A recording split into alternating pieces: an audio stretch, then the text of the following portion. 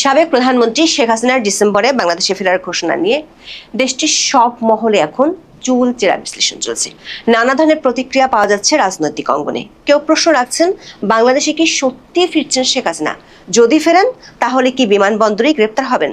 তার চেয়ে বড় প্রশ্ন, সরকার কি চায় তিনি দেশে ফিরুক, বা শেখ হাসিনাকে দেশে ফেরার অনুমতি কি সরকার দিবে, নাকি 111-এর তত্ত্বাবধায়ক সরকারের মতো শেখ হাসিনার দেশে ফেরার ক্ষেত্রে নিষেধাজ্ঞা দিবে বিএনপি সরকার?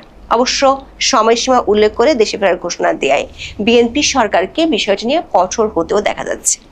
একসময় রাজনৈতিক নেতার বক্তব্য গণমাধ্যমে প্রচার করতে না দেওয়ার কড়া সমালোচক বিএনপি এখন শেখ হাসিনার বক্তব্য প্রচারে গণমাধ্যমকে সতর্ক হতে বলছে।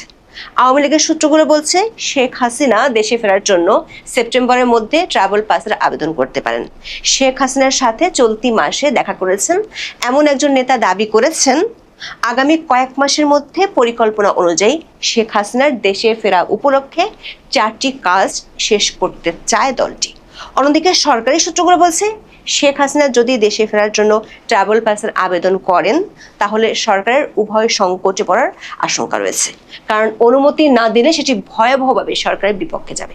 আবার অনুমতি দিলে 111-এর মতো আওয়ামী লীগ যেভাবে শোডাউন করবে, তাতে দলটি পুরোদমে দেশের রাজনীতিতে অবস্থান ফিরে পাবে। উপরন্তু শেখ হাসিনাকে আসতে না দিলে কূটনৈতিক মহলে চাপ অনেক বেড়ে যেতে পারে। বিস্তারিত জানতে চলুন যাওয়া যাক বিশ্লেষণে।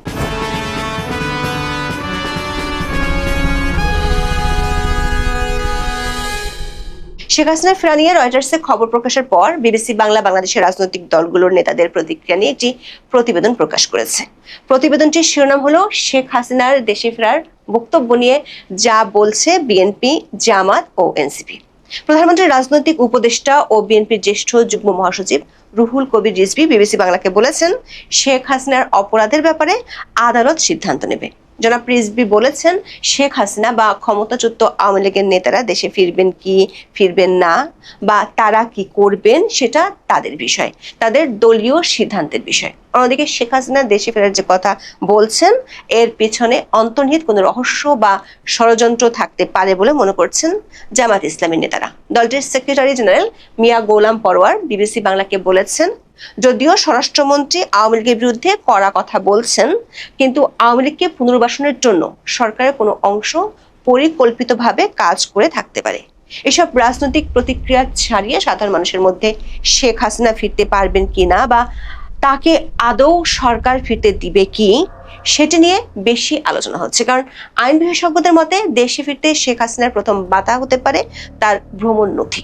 তিনি যখন দেশ ছেড়ে গিয়েছিলেন তখন তার কাছে কূটনৈতিক বা লাল পাসপোর্ট ছিল, কিন্তু 24 আগস্টে খুব দ্রুত অন্তর্বর্তী সরকার সেটি বাতিল করে। এই অবস্থায় বাংলাদেশে ফিরতে হলে তার ট্রাভেল পাস বা বিশেষ ভ্রমণ অনুমতির প্রয়োজন হতে পারে। আর সেই ট্রাভেল পাস দেওয়ার ক্ষমতা বাংলাদেশ সরকারের হাতে। আওয়ামী লীগের একাধিক সূত্র বলছে, তিনি নয়াদিল্লিতে বাংলাদেশ হাই কমিশনের ট্রাভেল পাস বা ভ্রমণের অনুমতির জন্য আবেদন করবেন। সেপ্টেম্বরের শেষ দিকে কিংবা অক্টোবরের শুরুতে তিনি এই আবেদন করতে পারেন। বাংলাদেশ সরকার নিয়ম অনুযায়ী কোনো নাগরিকের পাসপোর্ট না থাকলে বা মেয়াদ শেষ হয়ে গেলে জরুরি ভিত্তিতে দেশে ফেরার জন্য যে ট্রাভেল পাস দেওয়া হয়, সেটির মেয়াদ সাধারণত 3 মাস বা 90 দিন থাকে। ফলে অক্টোবরের শুরুর দিকে ট্রাভেল পাস পেলে তিনি ডিসেম্বরের মধ্যে দেশে আসতে পারবেন। বিশ্লেষকরা মনে করেন, এই ট্রাভেল পাসের আবেদনের মধ্য দিয়ে শুরু হবে শেখ হাসিনার দেশে ফেরার আনুষ্ঠানিক প্রক্রিয়া। শেখ হাসিনা যদি দেশে ফিরতে ট্রাভেল পাসের জন্য আবেদন করেন, সেটি আন্তর্জাতিক মিডিয়াগুলোতে বড় করে প্রচার পাবে। বাংলাদেশে প্রথমে ইউনূসের অন্তর্বর্তী সরকার এবং বর্তমানে বিএনপি সরকারের শীর্ষ মহল থেকে বারবার বলা হচ্ছে, তারা শেখ হাসিনাকে ফেরত চেয়ে কূটনৈতিকভাবে ভারত সরকারের কাছে আবেদন করেছে। কিন্তু গত 2 বছরে এই আবেদনের কোনো ইতিবাচক ফলাফল দেখা যায়নি। এমন পরিস্থিতিতে শেখ হাসিনা যদি নিজে ফেরার জন্য ট্রাভেল পাস চেয়ে আবেদন করেন, তখন সরকার পড়ে যাবে উভয় সংকটে।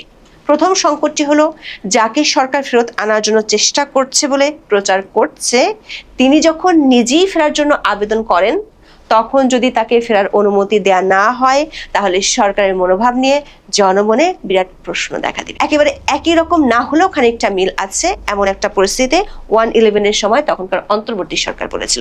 1-11 এর তত্ত্বাবধায়ক সরকার 2007 সালের 18 এপ্রিল শেখ হাসিনার দেশে ফেরার উপর নিষেধাজ্ঞা জারি করেছিল। তখন শেখ হাসিনা দেশে ফিরলে সরকার বেকায়দায় পড়তো এমন ধারণা থেকে তার আসার ক্ষেত্রে নিষেধাজ্ঞা জারি করা হয়েছিল। তখন বিষয়টি ব্যাপকভাবে আন্তর্জাতিক মিডিয়াতে প্রচার পেয়েছিল। এমনকি শেখ হাসিনার দেশে আসা ঠেকানোর জন্য তখন তড়িঘড়ি করে তার বিরুদ্ধে গ্রেপ্তারি পরোয়ানা বা হুলিয়া জারি করেছিল তখনকার অন্তর্বর্তী সরকার। দেশে ফিরে গ্রেপ্তার হবেন এমন নিশ্চিত তথ্য থাকা সত্ত্বেও যুক্তরাষ্ট্রের ব্যক্তিগত সফর ও চিকিৎসা শেষে 2007 সালের 22 এপ্রিল শেখ হাসিনার ব্রিটিশ এয়ারওয়েজের একটি ফ্লাইটে লন্ডন হয়ে বাংলাদেশে ফেরার কথা ছিল। কিন্তু সরকারি নিষেধাজ্ঞার কারণে লন্ডনের হিথ্রো বিমানবন্দরে তাকে বোর্ডিং পাস দেওয়া হয়নি এবং তিনি সেখানে আটকে পড়েন। তখনকার ডেইলি স্টার প্রকাশিত এক খবরে বলা হয়েছিল, বাংলাদেশ সরকারের নিষেধাজ্ঞার কারণে ব্রিটিশ এয়ারওয়েজ শেখ হাসিনাকে বিমানে চড়তে দেয়নি। বিষয়টি তখন আন্তর্জাতিক মিডিয়াতে ব্যাপকভাবে প্রচারিত হলে দেশে ও দেশের বাইরে ফখরুদ্দিন আহমেদের তত্ত্বাবধায়ক সরকার ব্যাপক সমালোচনার মুখে পড়েছিল।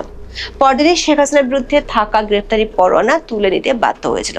শেষ পর্যন্ত দেশি বিদেশি ব্যাপক চাপের মুখে তখনকার তত্ত্বাবধায়ক সরকার সেই নিষেধাজ্ঞা তুলে নিতে বাধ্য হয় এবং সব বাধা উপেক্ষা করে 2007 সালের 7 মে শেখ হাসিনা দেশে ফিরে আসেন। সেদিন বাংলাদেশের ঢাকা বিমানবন্দর থেকে ধানমন্ডি সুধা সদন পর্যন্ত আওয়ামী লীগের নেতা কর্মীরা ব্যাপক শোডাউন করেছিল। বিশ্লেষকরা মনে করেন, বর্তমান পরিস্থিতিতে শেখ হাসিনা যদি ট্রাভেল পাসের জন্য আবেদন করেন সেটি সহজেই প্রকাশ পাবে। তখন সরকার যদি সে অনুমতি না দেয় তাহলে দেশে ও দেশের বাইরে ব্যাপক সমালোচনা ও চাপের মুখে পড়বে বিএনপি সরকার। বিপরীতে শেখ হাসিনাকে ফিরতে দিলে তার পরবর্তী পরিস্থিতি সরকার নিয়ন্ত্রণের বাইরে চলে যেতে পারে। অতীতে যেমন আওয়ামী লীগের ব্যাপক শোডাউন হয়েছিল, তার চেয়ে বড় শোডাউন হতে পারে এমন আশঙ্কা আছে খোদ সরকারের মধ্যে। আওয়ামী লীগের শীর্ষ কয়েকজন নেতা বলছেন, শেখ হাসিনা নিজেই গত 2 বছর ধরে দল গোছানোর কাজ করেছেন। তিনি 125টি অনলাইন সভা করেছেন, সহযোগী সংগঠনগুলোর কমিটি দিয়েছেন, কয়েকদিন আগে আওয়ামী লীগের মহানগর কমিটিগুলো দেওয়ার কাজ শুরু করেছেন। আগামী 2 মাসের মধ্যে সবগুলো কমিটি গঠনের কাজ শেষ হয়ে যাবে। শেখ হাসিনার নির্দেশে কার্যক্রম নিষিদ্ধ থাকা সত্ত্বেও এবং ব্যাপক পুলিশি ধরপাকড়ের মধ্যেও আওয়ামী লীগের নেতাকর্মীরা মিছিল করে যাচ্ছে।